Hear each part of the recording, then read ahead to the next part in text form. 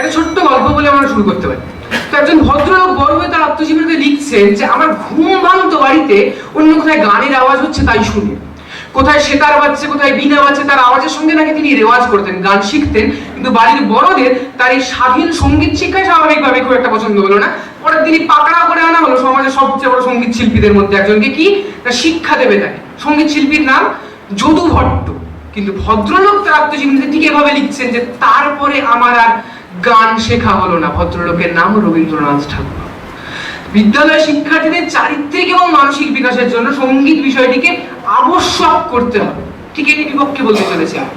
আমার মনে হচ্ছে দ্বিতীয় বক্তা হিসেবে এখনো অবধি আমার বিরুদ্ধে কোনো প্রশ্ন ওঠেনি, কারণ আগের বক্তব্য যিনি দিয়ে গেলেন অত্যন্ত সুন্দর বক্তব্য, তবে তিনি একটি বক্তৃতা দিয়েছেন, কোনো বিতর্ক নয়। আমার কাছে কোনো প্রশ্ন এখনো অবধি উঠে আসেনি।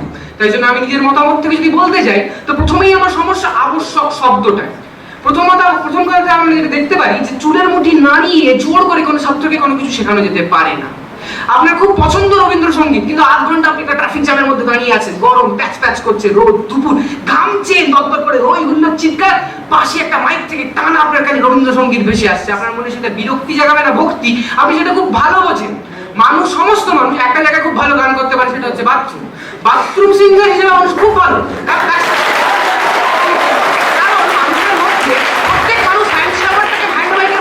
খুব ভালো গান করতে পারে, কিন্তু তার মধ্যে একটা নিরপরাধ ভালো লাগা বা ভালোবাসা যুক্ত আছে, যে ভালোবাসার আটানাও আপনি আমদানি করতে পারবেন না যদি আপনাকে চুলের মুঠি ধরে শেখানো হয়। এবার আসা যাক চরিত্র এবং মানসিক ব্যাপার। চরিত্র কি? যে কোনো সমস্যা সমাধানের জন্য মেরুদণ্ড সোজা রেখে নৈতিক ভাবে এগোনো।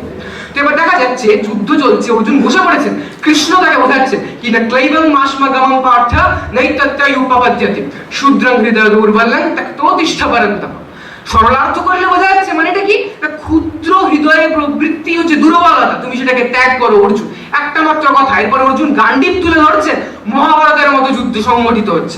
নাও করতে পারতো কৃষ্ণ, হয়তো অনেক ভেবে চিন্তা করতে পারতো, হয়তো অর্জুন ভাবছে এবং আচমকা কৃষ্ণ কোথাও একটা ব্যাকগ্রাউন্ড দেখে ওঠে কিন্তু করেননি, কারণ তিনি জানেন ওটা মহাভারতের যুদ্ধক্ষেত্রে ইন্ডিয়ান আইডলের সেট নয়।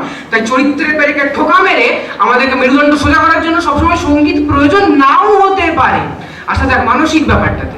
যে কোনো ক্ষেত্রে সহজ সরল ভাবে সিদ্ধান্ত নেওয়ার ক্ষমতাকেই মানসিক বৃত্তি বলা হয়। এবার যারা গান শিখছেন কিংবা গাইছেন তারাই একমাত্র মানসিক বৃত্তি সম্পন্ন, আর বাকি সবাই কই মিল গা রোহিত মেহরা, এই ব্যাপারটা তো মেনে নেওয়া যায়, কারণ আমাদের মধ্যেও কথা বলার ক্ষমতাটা আছে। তার মানে সবাই যে গান শিখছে এই ব্যাপারটা তো কখনো প্রমাণিত হতে পারছে না। এবার যদি একটা খুব চূড়ান্ত ভাবে আমরা ভাবি যে সমস্যাটা আপনাদের মধ্যে ঠিক কোথায়, যে আপনারা বাঙালির মধ্যে কিংবা মানুষের মধ্যে যে খেলাধুলার মনোভাব কিংবা যে স্পোর্টিংনেস, বাঁচার মধ্যে যে স্পোর্টিংনেস, সেটাকে হারিয়ে ফেলছে। মানুষ অনেকটা ময়দার মতো আঁট পেকে যাচ্ছে। কেন? কারণ আপনি জীবনকে খুব জটিল বানিয়ে দিচ্ছেন। সঙ্গীতের মতো একটা সহজাত জিনিসকে শিক্ষার মতো জটিলতায় নিয়ে যেতে চাইছেন। কেমন? ধরুন নিঃশ্বাস নেওয়া একটা খুব সহজাত প্রবৃত্তি, আপনাকে শিখতে হবে, কিন্তু কালকে আমি রাইফেল চালাবো বললে আপনাকে শিখতে হবে। ব্যাপারটা এরকম না যে কালকে অবধি আপনি ঠিকঠাক নিঃশ্বাস নিচ্ছিলেন, তো আজকে নিঃশ্বাস নিতে আপনাকে স্কুল যেতে হবে, কারণ সেটা আবশ্যক হয়ে গেছে। ঠিক এই জায়গাটায় এসে আজকে বিতর্ক সভাটা আমাদের সামনে ঠিক কেমন একটা স্ক্যাটার্ড হয়ে যাচ্ছে না। এবার ভাবা যাক যে আপনারা বলছেন যে, বা বলবেন আর কি নিশ্চয়ই, যে সঙ্গীত শিক্ষা না পেলে চরিত্রের গঠন হচ্ছে না।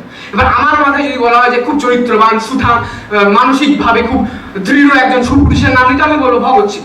আর আপনার সঙ্গে বলা হয় আমি ভগৎ সিংকে খুব ভালো, ভগৎ সিং ওটা দুশ্চরিত্র, কেন জানিস না স্কুলে গান শেখেনি, এটা তো হতে পারে না।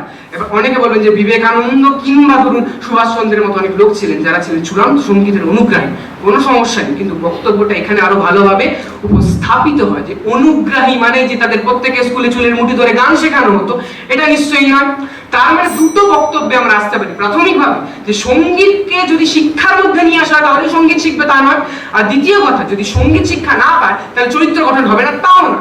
দেখা যাচ্ছে যে সঙ্গীত না শিখেও কেউ যদি খেলাধুলা করে, ফুটবল খেলছে যে ছেলেটা, আলপনা দিচ্ছে যে মেয়েটা ছবি আঁকছে খুব মন দিয়ে, তারও চারিত্রিক এবং মানসিক গঠন হয়তো অনেক বেশি হতে পারে এবং অনেক ভালোবাসা নিয়েও সে ওই কাজগুলোকে করতে পারে। তাহলে আচমকা সঙ্গীত নিয়ে আমাদের মাথা ব্যথা কেন? হিন্দু দর্শন, মনস্তত্ত্ব, প্র্যাকটিক্যাল ইকোনমিক্স, ফাইন্যান্সিং, অ্যাডভার্টাইজিং এর মতো প্র্যাকটিক্যাল বিষয়গুলো আজও আমাদের ভারতবর্ষে প্রাথমিক বিদ্যালয় স্তরে নিয়ে আসা যায়। আচমকা সঙ্গীত কেন? কারণ বাঙালির মনে অনুকরণ সুলভতা আছে, ওরা করছে তাই আমাকেও করতে হবে। এককালে ব্যাঘ্র সুলভ বাঙালি ছিল, টাইগার বলা হতো, এখন বাঙালি টাইগর হয়ে গিয়েছে। কি না, এটা হাইব্রিড টাইগার আর লায়নের মিক্সচার। আগে আলিপুর চিড়িয়াখানায় পাওয়া যেত, এখন বিজ্ঞানীরা বলছে আয়নায় তাকালেই দেখতে পাবে, কারণ আপনার মধ্যে সেই অনুকরণ সুলভতা চলে এসেছে। আপনি একটা শৈশবকে মুক্তির বয়স মানুষ হিসেবে মেনে নিতে পারছেন না। আপনি সারেগামার 7টি সুরে একটা শৈশবকে বেঁধে ফেলতে চাইছেন। আপনি মানুষ নয়, আপনি মানসিক বিকারগ্রস্ত। বিতর্ক সভা নয়, আপনার প্রয়োজন চিকিৎসালয়। ধন্যবাদ।